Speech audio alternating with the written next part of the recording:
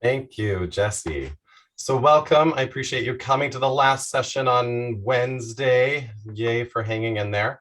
I'm not going to belabor our introduction. You're going to get introductions from the four of us as we go, since our backgrounds have definitely informed our approach to this. So I'll turn it over to Robyn, who's going to be conducting most of the slides for us. And I will mute myself because I have loud children in the background. All right. Well, Robyn is basically going to turn it right over to our introduction, the lovely Kat. Hey, everyone. It's great to see so many familiar faces, or at least names in a list. And welcome to unfamiliar folks as well. We're really glad you're here. So I'm Kat O'Mara.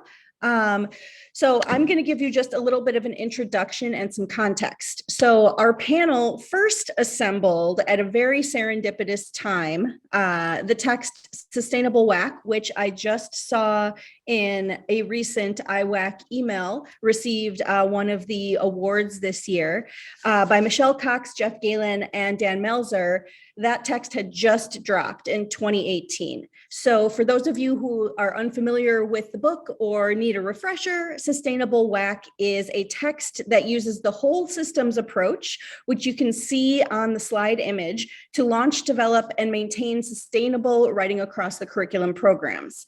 The whole systems approach is informed by a number of transdisciplinary theories, including complexity theory, systems theory, social network theory, organizational network analysis, resilience thinking, and sustainable development theory.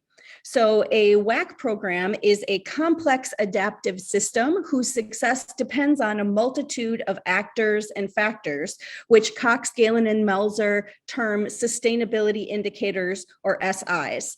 The authors of Sustainable WAC stress that, quote, broad participation becomes important when intentional transformational change is the goal.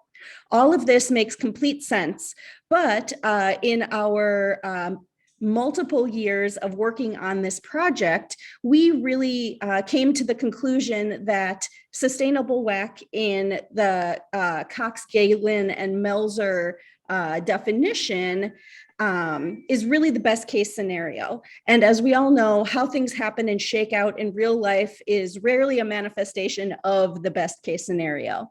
So the point is this, the way that a lot of places do WAC may not be sustainable per the Sustainable WAC framework.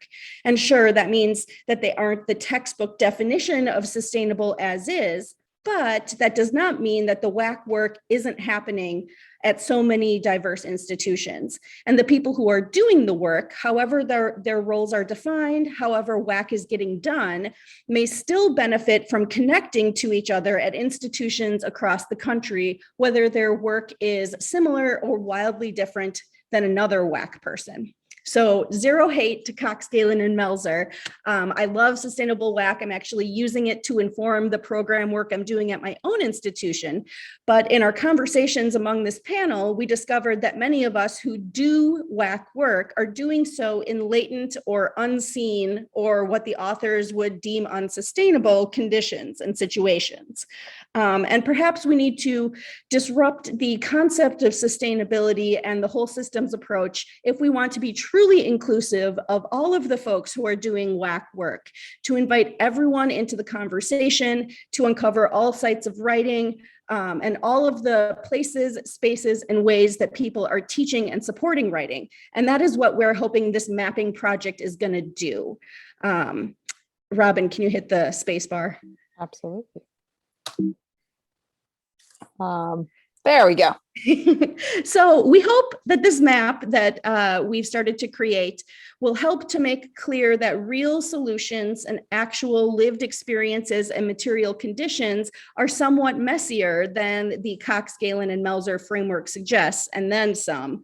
And that brings us to some of the guiding questions we had when creating our mapping project. What should or does WAC do? What should it be? And importantly, who decides? And how do we make so much of this invisible work both visible and valued?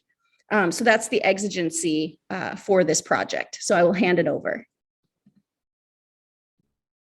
All right. So before we get into this particular stage that we are right now, we're going to take you on a little historical tour about how we got to this stage in the project. It really started back in 2017 with the group of us, 4 friends.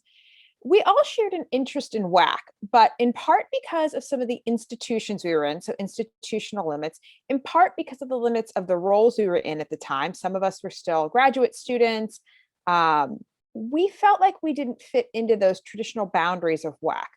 In other words, part of what brought us together is that we were all doing WAC and writing program work. We all had both an academic interest in it and also a professional interest. It was part of our daily life. It was part of the questions we were asking ourselves, but we weren't always formally defined as such. So we found that we couldn't always find models or partners or people in the scholarship that looked like what we were doing. So that brought us all together to do our first presentation, as Kat said, around the time that Sustainable WAC came out at the Seas in Kansas City. We wanted to discuss those contexts using the recently released Sustainable WAC and wondering how and if it could work in our context. So that brought up a lot of questions, including questions for us about whether, the context we were in could ever be sustainable. In fact, for many of us, it made us feel like it could not be sustainable, at least as Sustainable WAC called it. But at that point, we did find more folks that were facing similar situations, people who were doing WAC adjacent work or WAC-ish work. And we wondered, how could we get these people to connect? So that brought us forward 1 year to the 2019 Seas in Pittsburgh, where we did a gamification of WAC-related problems that we had all faced. So we thought about situations where we had found ourselves trying to make our programs more sustainable, more robust, or otherwise just work with some of the many, many problems that can come up when you're doing writing program work. And let our audience through some games about, sort of choose your own adventure, what can happen. That audience discussion, though, afterwards, more so than the actual presentation itself, but the types of things we discussed whenever we, talked about these problems, recognized how many other people were having them, it really led us to ponder, how do we represent all the spaces and places where writing happens? And then how do we connect those doing that work, especially when they're working from the margins? And it's those two ideas about both the representation, but also the connection, finding a way to visually connect people across spaces and places and to let other people see it, that really brought us to where we are today. So now I think we're all going to talk a little bit more about what's motivating us right now. Thanks, Robyn. So fast forward to 2021 and our wonderful virtual experience here at IWAC, where many of the motivations we've been talking about do continue to inform our work, though they do so in slightly different ways. And for some of us, as we'll explain on the following slides, from different institutions and different roles at those institutions. So what motivates us now?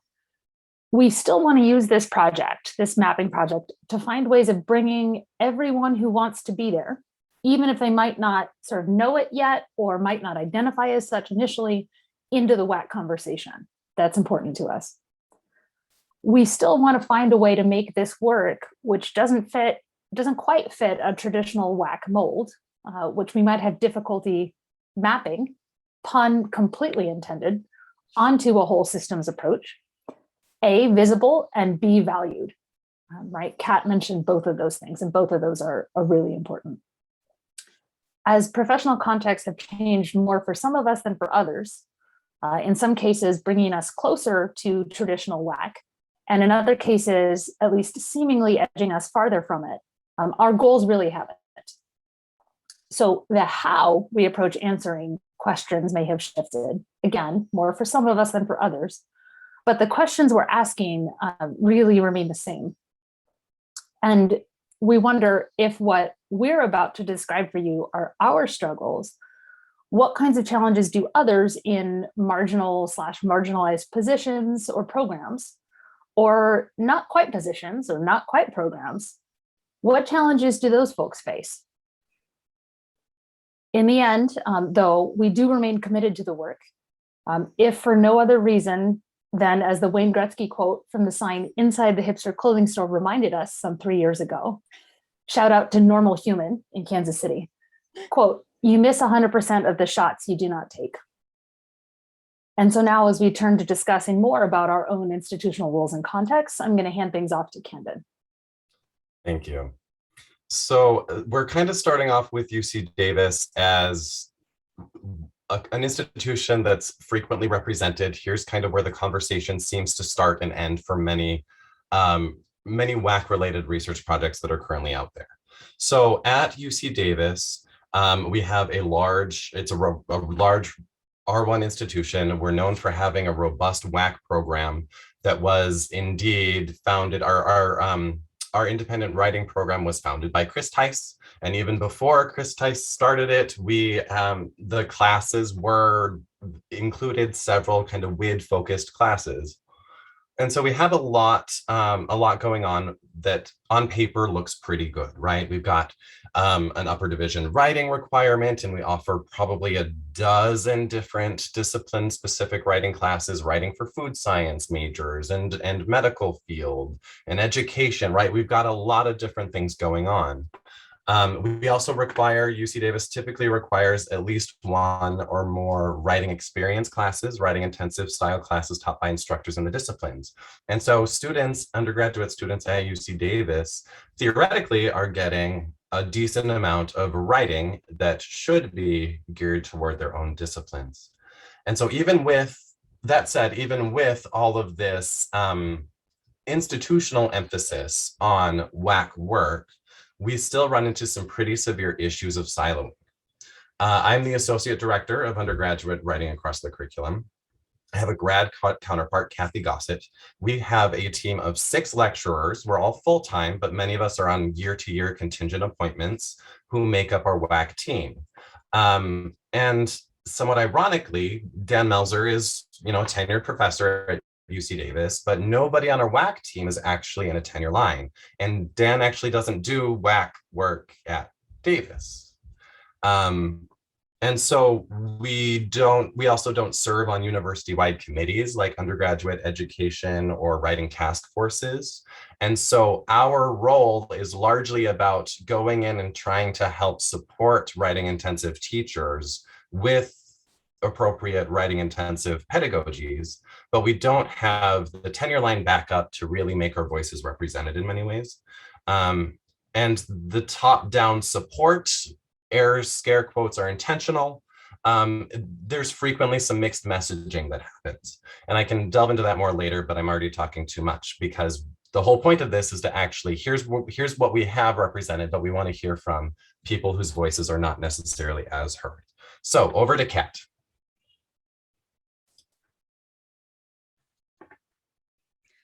Awesome. Thanks, Kendon. So I actually have 2 different contexts that I can speak to, but I'll do so quickly as they're quite dissimilar situations. My first position was at the smallest state school in Kansas, Emporia State University. It was a university with no established WAC program or planning. I used the sustainable WAC approach in the understand phase to inform an institutional ethnography inquiry where I interviewed a dozen professors from as many disciplines to gauge the readiness on campus to start implementing some kind of WAC programming, either a full-blown WAC program or even just like a writing intensive designation on courses. Unfortunately, there was no institutional or financial support to make this a reality, despite tons of buy-in from individual disciplines and majors. To kind of go back to something that Kendon said, it was another one of those kind of silo situations where there was buy-in in like 1 or 2 individual professors in individual departments, but nothing orchestrated at the institutional level. And then COVID hit, so then there was even less of a chance to make WAC a reality there, mostly due to financial constraints in the state of Kansas. So that project was a non-starter. And because of this, I actually was motivated to look for a new position because of my research not really lining up the way I wanted it to at that first institution, which leads me to my current job in northeastern Wisconsin, where I'm at St. Norbert College, where I'm the WAC director of a program that started all the way back in the 1970s. There's a 2003 profile of St. Norbert's program in the WAC journal if you are interested. So I'm definitely not the first person in this director role. And the program I inherited is relatively vibrant.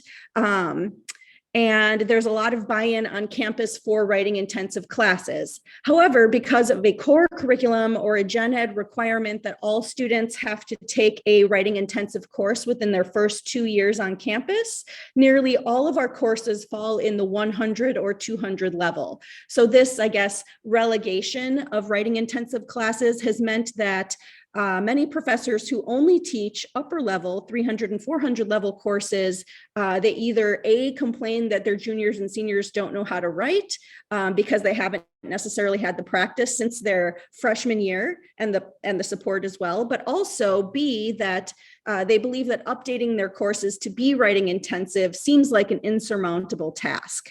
So as such, the sustainable WAC work I'm currently invested in seeks to accomplish a few key goals.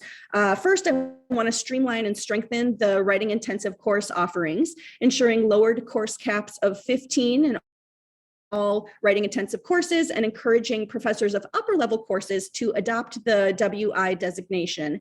So that's the pie in the sky goal for me, to ensure as many majors as possible have an upper level writing intensive course that's required for their major for graduation.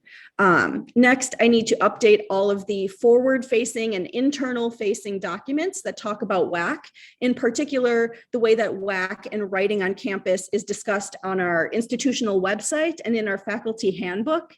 The language on WAC and writing on campus has not been updated in our faculty handbook since 1994. And in there, they suggest that the course caps should be 35. So clearly times have changed since then. And lastly, through the work on the goals above, I hope to establish a targeted sustainability indicator kind of collection for my specific institutional context and local material conditions. These are lofty goals, but I'm up for the challenge, and I'm super grateful to have the support of both of my divisional dean in humanities, and also St. Norbert has a newly hired dean of curriculum and senior diversity officer who are both very invested in helping getting these initiatives off the ground. So that's linking the WAC work I want to do to both retention efforts and EDI efforts.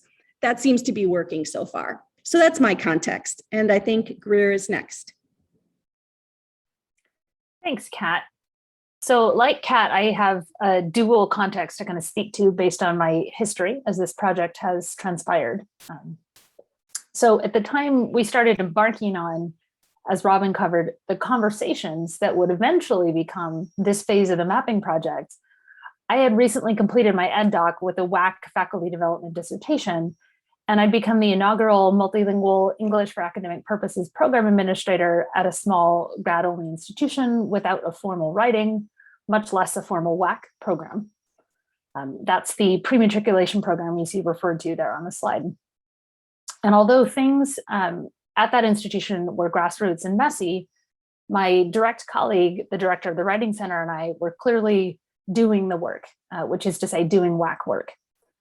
Not only was one of the courses in our EAP curriculum cross-listed as a credit-bearing, requirement-satisfying elective within transdisciplinary studies, so open to all students at the institution, not just international multilingual students, but we also successfully launched Writing in the Disciplines workshops and seminars for students in the School of Education and the School of Information Systems.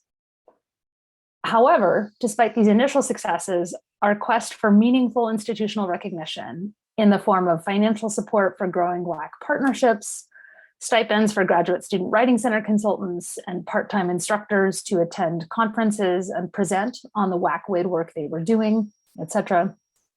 These remain largely unrealized. And so eventually I made the difficult but necessary choice to seek other professional opportunities. And as of 2019, I became not the inaugural, but the second only director of academic honesty at a mid-sized STEM-focused institution. As our campus joke goes, we are not a university, we are, quote, a hospital with a university attached. Now, this move into administration might not seem such an odd stretch for me once you know that my WAC and faculty development dissertation also had an academic honesty source-based writing focus. So really, this professional move made more sense and aligned more closely with my priorities than it might initially seem. And speaking to the messiness of a lot of the work we're doing, although in some ways I've moved further out to the margins of what we might consider traditional WAC, in other ways, I would argue that I've moved much closer in, potentially, anyway. Part of the reason I say that, as Director of Academic Honesty, is that quite a few institutional bucks sort of stop with me. In addition to developing policy and mapping curriculum, I provide confidential advising to students and, importantly, to faculty across the college, A, when it comes to knowing, following, and upholding our academic honesty policies, and B, when it comes to taking a teaching and learning as opposed to just a catching and enforcing approach to honesty and academic coursework. Basically, the long and the short of it is that if faculty are uncomfortable or if they feel like they don't know what to do in terms of designing courses, big picture, or in terms of suspecting that a student may have cheated or may have plagiarized, smaller picture, they call me. And then finally, further tying me to writing and separate from my administrative appointment, I also teach overload courses in the writing program. So primarily first-year composition stuff. And while I'm not quite so naive as to believe this expertise or this comfort level with uncomfortable topics like academic honesty and plagiarism grants me any kind of instant recognition or automatic cachet, it does position me to make a difference, potentially. I've taken baby steps already also, like spearheading revisions to our institution's honesty policy that create nuance in the dialogue around plagiarism and hopefully break down barriers, fostering less resistance and better engagement with policy and practice, both on the part of faculty and on the part of the institution. By extension, hopefully on the part of students. So I might not be nominally in charge of driving WAC change on my campus. There really isn't any one named specific person who does that, but I am chipping away at the margins. And in the meantime, I'm doing what I can to be a good WAC ally. That's kind of how I think of it. I'm waiting for the day when I can perhaps take a more active, if still not named or officially acknowledged, role in advancing WAC work. But how to account for my and my institution's WAC potential? That's a word I've used a few times now. That, of course, remains the question. And that's kind of what our project is about. So next up is Robyn. Okay, so I would say that I am probably operating from one of the most marginal positions of all things academia, the fabulous community college context. For those who might not be two-year people, just so you know, most community colleges do not have formal or named writing programs to even begin with, and my community college is the same. The English department sort of serves as a de facto writing program, given that probably upwards of 85% of our classes are composition ones. But even there, it bears very little hallmarks of programness. Over the past 4 years, certain changes in administrative structure have led to an even more lack of program. For instance, we no longer even have somebody who works in the English department necessarily doing things like hiring adjunct faculty, running department meetings. So there's really a lack of collaboration already. And yet, I had always seen my institution to be sort of the natural place for WAC to be. I began working with WAC professional development through grant work. With us not having a formal writing program, we also did not have a formal writing WAC program, obviously. So although grant-funded WAC work is known to perhaps be the most unsustainable type per sustainable WAC, I began with 2 different grants in 2016 and 2018 that yielded fairly successful faculty partnerships for this WAC work. However, despite my attempts to follow the sustainable WAC script and get some institutional buy-in, that did not happen. And so at the end of each grant, these programs sort of fizzled and ended. There have been many attempts by myself, by various colleagues, to call for more of a writing program, and that has been continually denied. Much as requests to keep WAC moving in a more formal, sustained, organized, and especially compensated manner have also fizzled out. And the current post-COVID realities, our community college, like most, is actually now facing a a budget problem, we are facing enrollment declines this year, makes that more unlikely. So I was at that sort of, do we hit the brick wall, the fish or cut bait sort of a moment here? And I chose not to when I hit that brick wall. Part of that is personal place-bound reasons. But professionally, I do also identify first and foremost as what Patrick Sullivan calls a teacher scholar activist, to steal that wonderful term. So for me, staying at a community college is incredibly important to my professional and personal identity. So if I'm not cutting bait, I'm not breaking this brick wall, what's happening? I'm trying to go around it, would essentially be my lovely graphic here. This is because what's interesting to me about staying in this context is it's not that WAC work is not happening. On the contrary, part of my dissertation research at Nova, I was aimed at looking at how and where writing is happening at Nova. I had uncovered now some actual data that confirms what I had much suspected just through the anecdotal evidence I had gathered by being a WAC worker through grant work. There was a lot of good WAC work going on. I discovered that there's a lot of informal, under-recognized places and spaces where teachers of all various backgrounds are doing a lot of hard work to teach writing. I think this is not surprising. As I said, I'd actually suspected it because two-year teachers tend to have a lesser disciplinary allegiance than perhaps our four-year colleagues do. Howard Tinberg steals from Gloria Anzaldúa and calls it a metista or mixed or boundary blurred academic sense of identity. And this leads to a lot of fruitful ground for WAC, in spite of the potentially problematic ways that a two-year writing program like mine and like many are structured, or perhaps more precisely, how we are unstructured and our particular resource issues.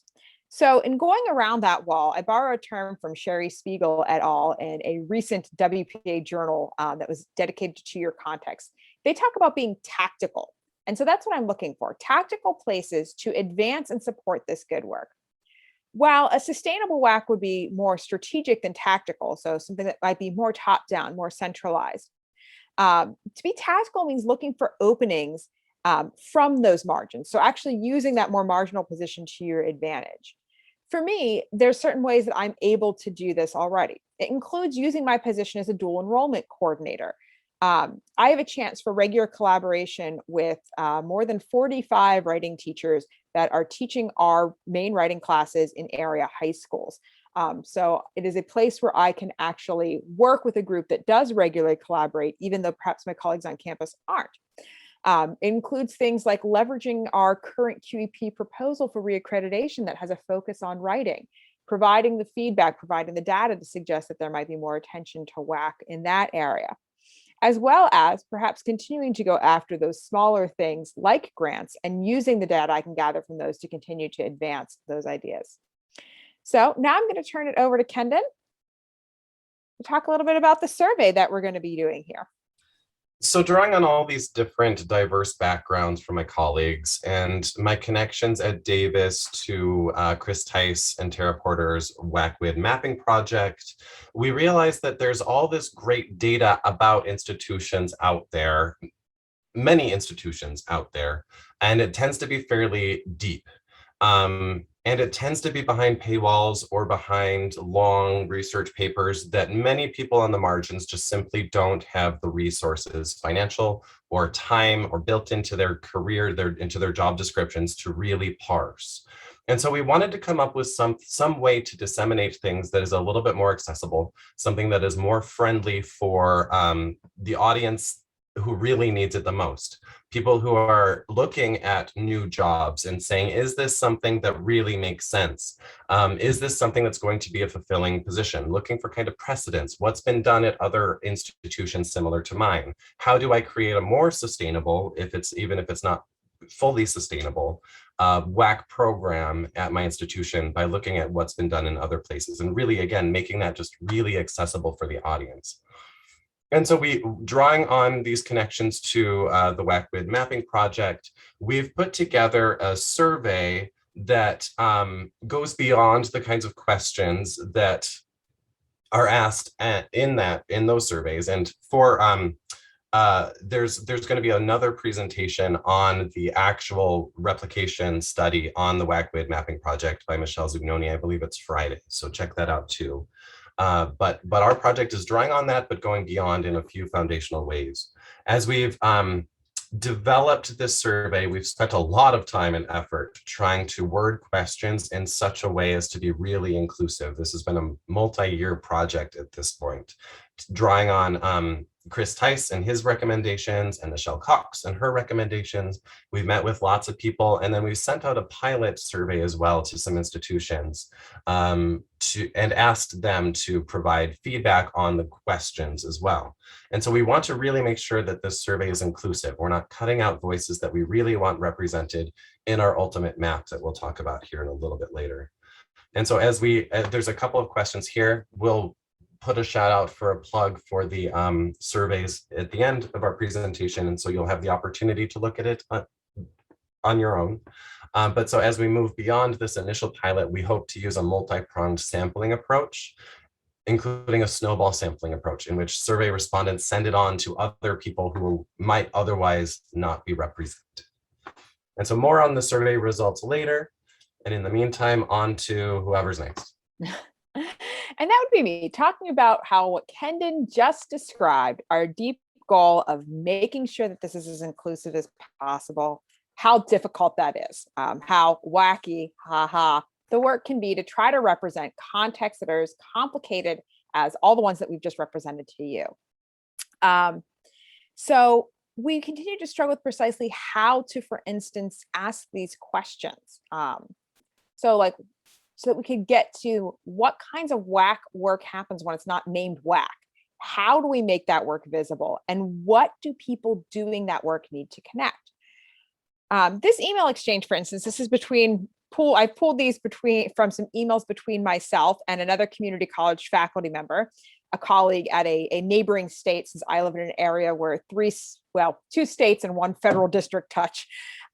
This highlights the difficulties of these initiatives and how we make them visible in places that don't have a traditional writing program or WAC structure in place. So you can see right here that we're trying to talk about this idea about, I was mentioning how we'd done this at the C's, and my colleague at another school said that, he often finds himself thinking that the work that goes on at conferences tends to elide the work we do. And then when I asked him to actually take the WAC one, he said, I had zero helpful information, as you'll see in that video. So I'm actually going to go ahead and move forward a slide and show you just a brief 2-minute clip of this is Christian discussing the difficulty of trying to capture how WAC is happening at his institution.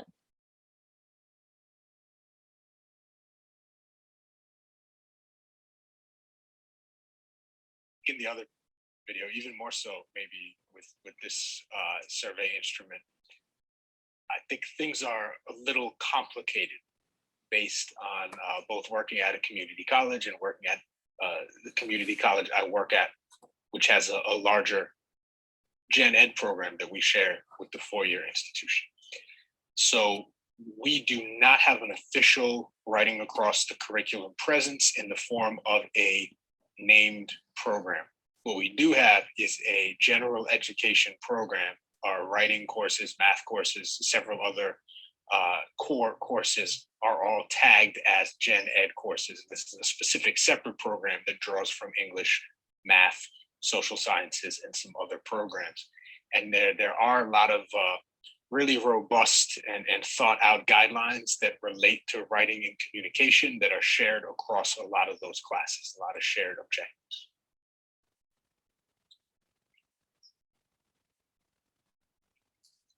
And this is where it's tricky. So writing across the curriculum, in that sense, does happen. And there is a director, a tenure track person for the gen ed program.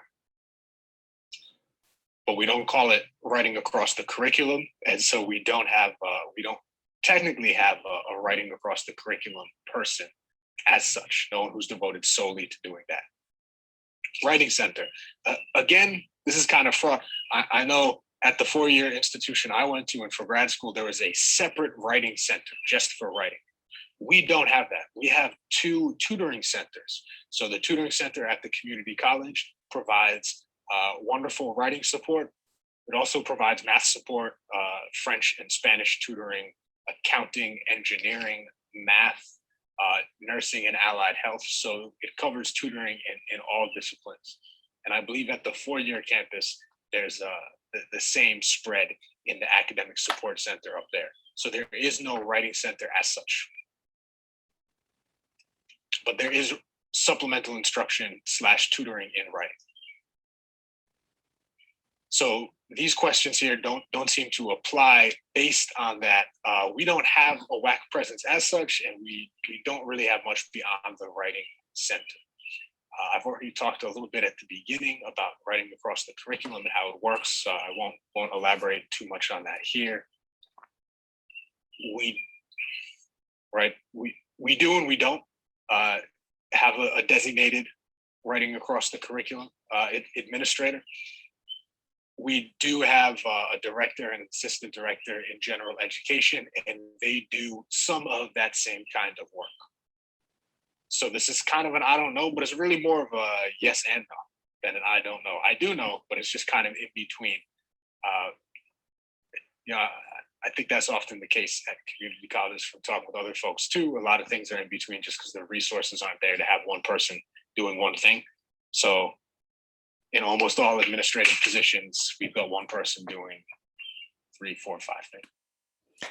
So what I thought was so interesting about what Christian had to say there, and what to me really resonated with folks in complex contexts like community colleges, is that it's clear that what we would call WAC-y, WAC adjacent, WAC-ish work is clearly happening at his site. It's work that does embrace a lot of those core principles of WAC, the idea of interdisciplinary collaboration, the idea of writing to learn, the idea that, faculty development is important, that those things are clearly happening at his site, that there's means of supporting writers across all kinds of disciplines is also happening there.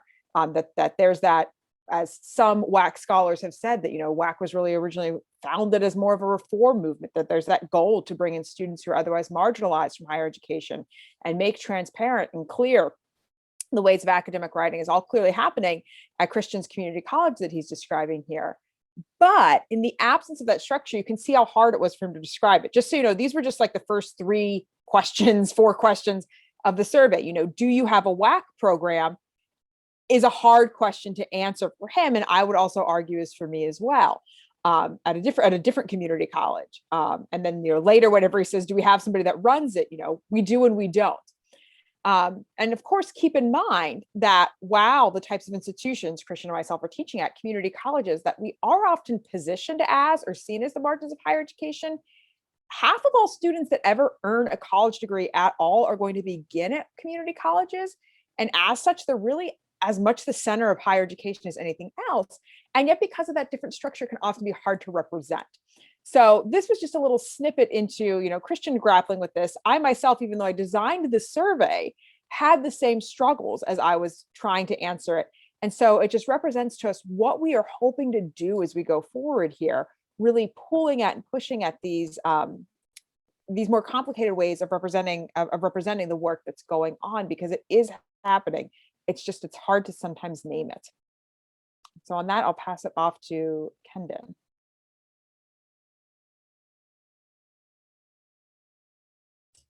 Not Kendon. Not Kendon. Greer? Nope, Greer. There you go. Thanks, Robyn. Sorry. No, that's all right. So as we begin to kind of wrap up our prepared remarks, and as we engage in dialogue with you all, it's probably evident, but we're saying anyway, I think, that at this phase of the project, we're left with at least as many questions as answers. Questions like those Kat mentioned at the outset, right? What should WAC do? What should it be? And who decides? Are very much still in our minds. And they also beg even further questions.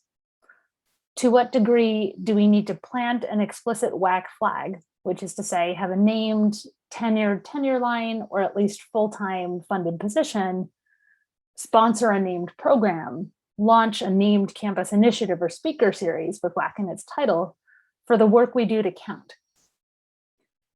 If a tree falls in a WAC forest, but no one's around to hear it, which is to say, if we're doing this work anyway, though institutional power brokers might not identify it as such, then does it really count at all?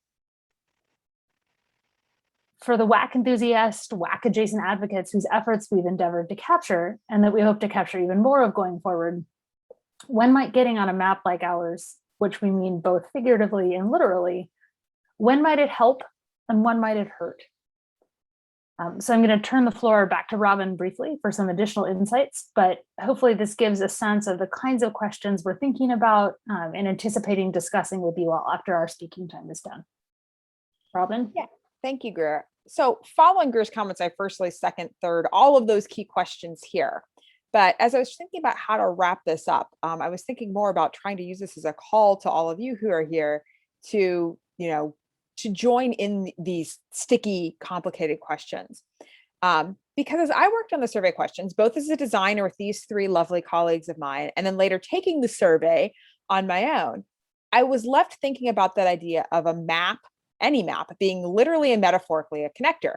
On that literal side, a goal we have here was helping people literally connect, to find out who might be, say, working in a large urban community college that has a WAC program, or in a rural small liberal arts college, and use that so that they could find somebody just like them to work there. But then more metaphorically, I've been impressed by how this work has made the connection through conversations and this idea of seeing that you might be more alike, different contexts than not. So just as an example, Greer talked about this idea of that we began with some sort of snowball sampling. And in my case, I began by looking in the greater DC region where I live and work. So Northern Virginia Community College, just for those that don't have a map in their head of things, we are, I can run to the District of Columbia and to Maryland from my house, and I am a slow runner and I'm pushing a baby stroller when I'm doing it. So that shows you how close we are all together. And yet, in that span, we have these states with really different approaches to higher education and to how they look at the academic type of community colleges. And so I found that by just doing the work of asking people to take the surveys, the talking that we did, like I illustrated with Christian and the emails we sent and listening to him talk through the survey, that was as illuminating to me as the answers we got. I found myself often wondering why people who were a short metro ride or a short baby stroller run away, and I weren't thinking more about collaborations, becoming curious about the different ways that we were defining WAC and doing this work when we're all in spaces that don't fit a mold. So in another mappy metaphor, I think it's safe to say that for all of us involved in this project, it has been as much about the journey as the destination. And if the last 18 months have taught us anything about academia, it's to expect detours.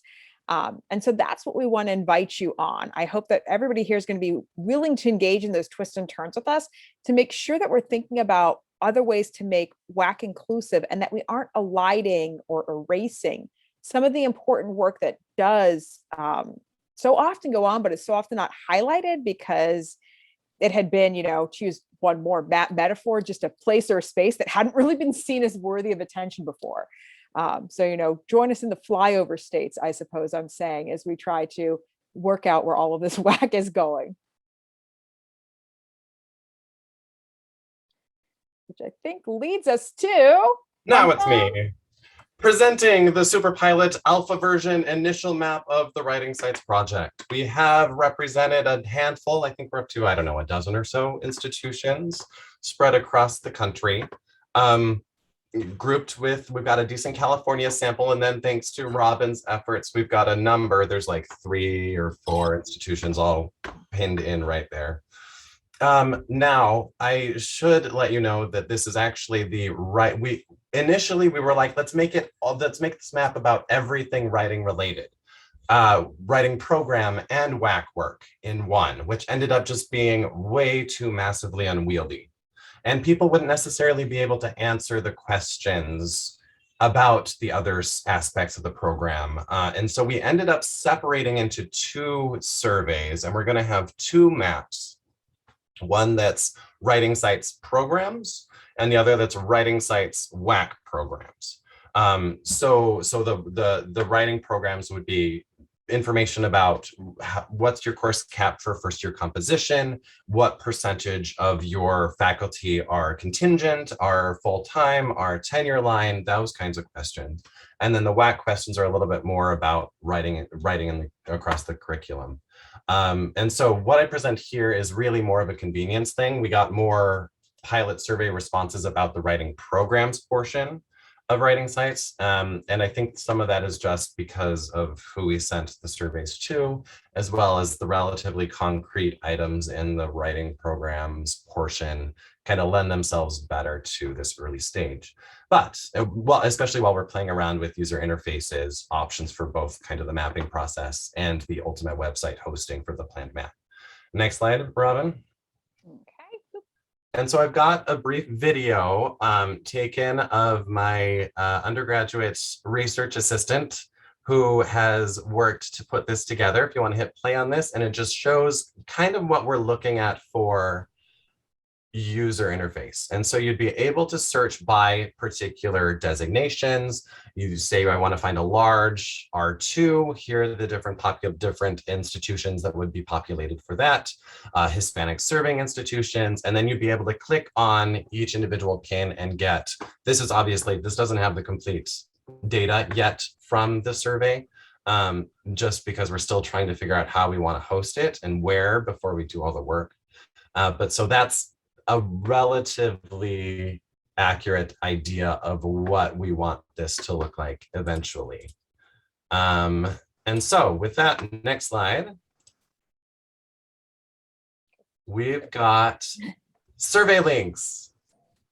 So if you would be so kind as to take the survey when you can, one or both of them. Tell us about writing in your different institutions. And feel free to, please do reach out about problematic questions and say, I'm not sure how to answer this because, so that we can further refine the survey instruments before we send it out broadly. And I think that's all we've got for you, formally. A massive thank you for being with us, and a massive, massive thank you to these wonderful colleagues who have, it's been quite the journey. And we're only this far. So comments, questions? Have you presented any of this at TICA or other places where lots and lots of two-year folks are? You're the first to get this officially. Oh, Alpha. Yeah, you are. But I'm glad you asked that question because it's something that I've been thinking about doing at TICA, whether it's presenting this or even simply, I'm hoping that if we can get some more feedback, it's why I've been having so many conversations with my DMV folk. I would love to even just be able to distribute it widely at TICA next year, especially hoping that TICA goes off right before the season, that we're all actually in person, and that would be an amazing thing.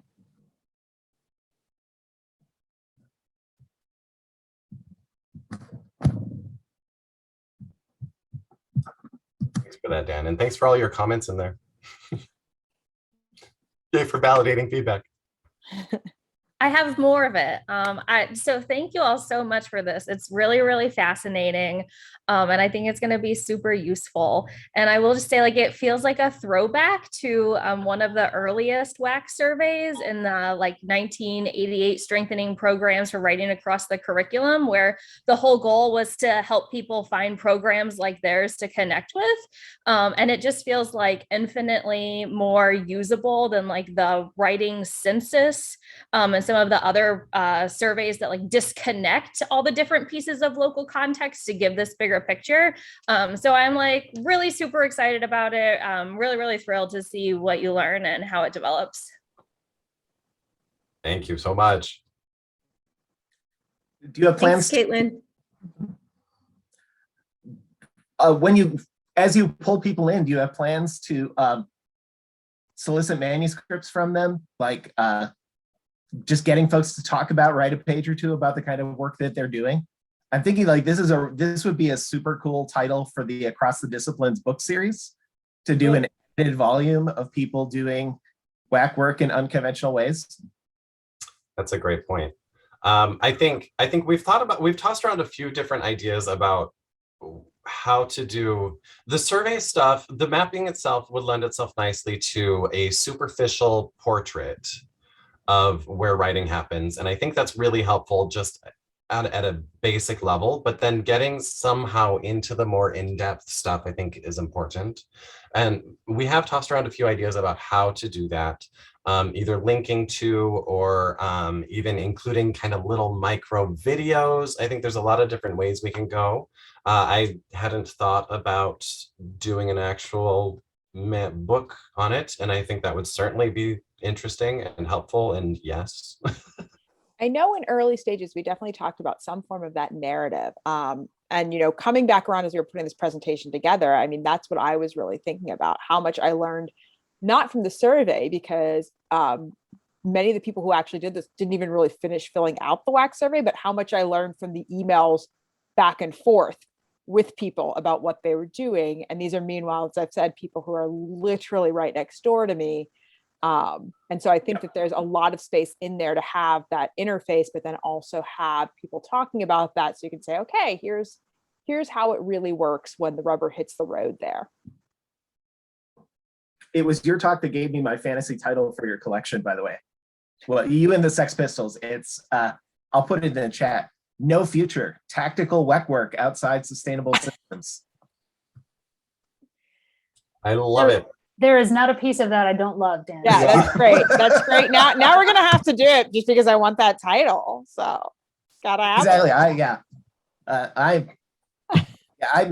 I'm at a large institution in a contingent role, but man, am I ready to, I'm ready to read drafts of your proposal. I'm ready to talk to Michael about it. This is just such a cool ass project. That's fantastic. Well, thank you so much. There's so, I mean, it's so obvious, right? That when you think about the reason that WEC programs are having difficulty with sustainability is because universities are having trouble with sustainability, right? All programs are contingent. Most labor is contingent, especially labor-related undergraduate education.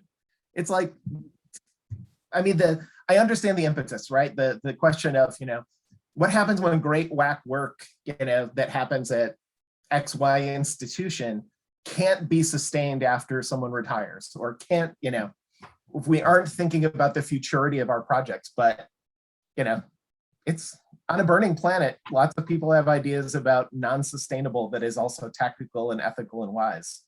Yeah. And I think one of the things that the across the disciplines book series and all of the WAC related open access stuff is really looking at is the ways that different people from different backgrounds and positions are able to access university.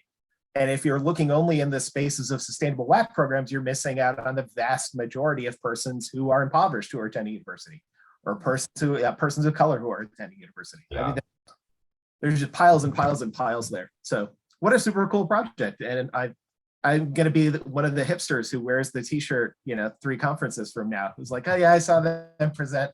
I was at that late afternoon session. I love that. Maybe that's how we get more people to take the survey. We put it on a t-shirt and walk around the seas. Now, and then you just give me another idea. Oh my gosh. I will Very pay punk for rock that. with like Yeah. safety pins and sashes in the shirt, like 100%. custom yeah. distressed. Yeah. Right. Giant Yeah. QR Johnny code Rotten's too. not on the cover. If you don't have other specific questions, I can show you the actual map on my, the way it looks here. We can zoom through a couple of things if that would be helpful. Sure. Here, I'll turn that over to you, Kendon, so you can share now. And you 3 haven't actually seen it like this. So this is what we've got so far. You can see these are the however many institutions we've got. I do have some that requested to be made anonymous, right? And so this is how we're like, I'm asking, the survey asks how they would like to be self-identified. And so we do that. And then the way I'm pinning them is if they're choosing to be in a particular state, then we're pinning them in the center, the geographic center of that state. If they're saying a 4-year regional state university, we're going somewhere in kind of the greater area in order to help them ensure anonymity. And then we've got the different ones. These are all the different bins that we've actually input right now where you'd be able to search for, and it'd show the different institutions that are labeled as that. And so basically you'd come in and say, I want to see the large ones, and it only goes to me because we're the only large one that's represented. Let's see. We've got other ones. Oh, this is not quite the right bin. It's again, it's a little clunky the way we've got it right now because we don't have all the data in. But so you can see that this is basically what we'd hopefully be able to see eventually. And so you can see over here, we've got 3 institutions represented and all of these are community colleges. So yeah, the idea would be to make it very user-friendly, interactive. You can find easily what you actually want. And we're just trying to figure out how to make that happen.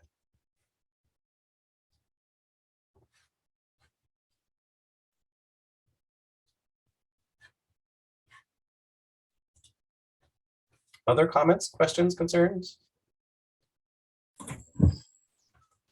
Carol, yes. Yeah, it occurred to me that writing centers are kind of ambiguous WAC sites.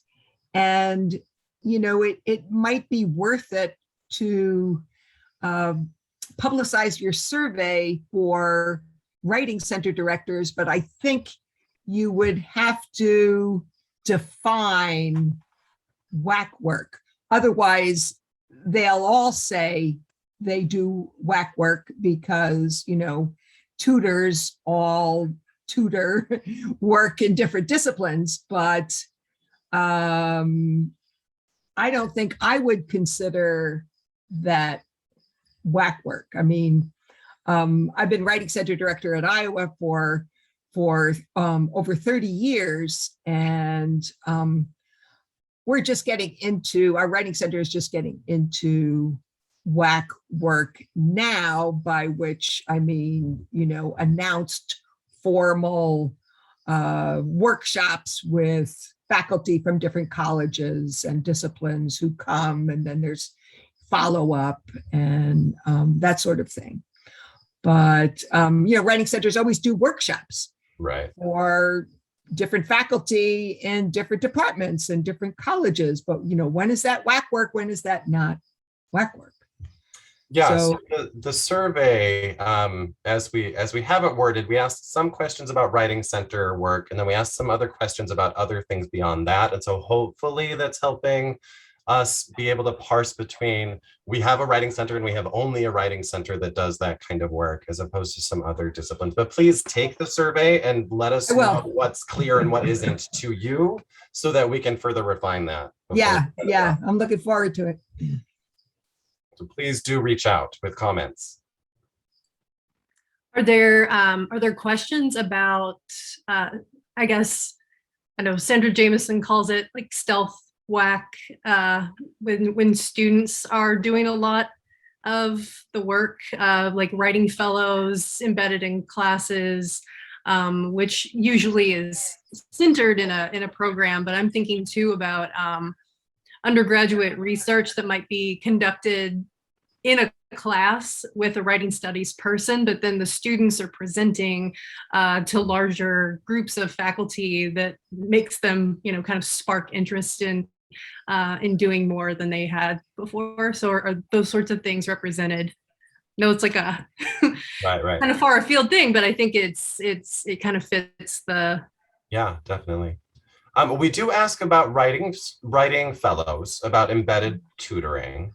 I don't recall much beyond that. Others jump in. I'm not sure we have items that get at that connection that you're mentioning, Crystal, the sort of follow-on effect of those embedded fellows, those embedded tutors taking work out and inspiring faculty to connect with the program as a result. But I have a feeling, if memory serves, that there are 1 or 2 more open-ended items that might elicit some of that based on the questions that we are asking. That's an important connection for sure. Thank you. I can look really quick too. I mean, I'll take it after this is over, but just throwing that out there as something that popped into my head while I was listening to your great talks. Yeah, thank you. Something that I realized at this conference is we don't have anything about anti-racist thoughts or anything in that. I'm like, ooh, we should. And I can't remember either. Do we have questions about like multilingual support and things like Oh, that? yes. We have Yes. a lot of Can't remember. multilingual questions. Okay. That part And we got. We but- thought about where and how to fold those in quite a lot. So here, I can show you really quick the full survey if you want the back side perspective of it. And so writing center, we have, does it have a writing center? If it has a writing center, does it handle work for multiple disciplines? Is there a WAC presence beyond a writing center? So getting at some of Carol, your thoughts. Then we talk about administration stuff, kind of trying to get at some of those sustainability indexes from Sustainable WAC.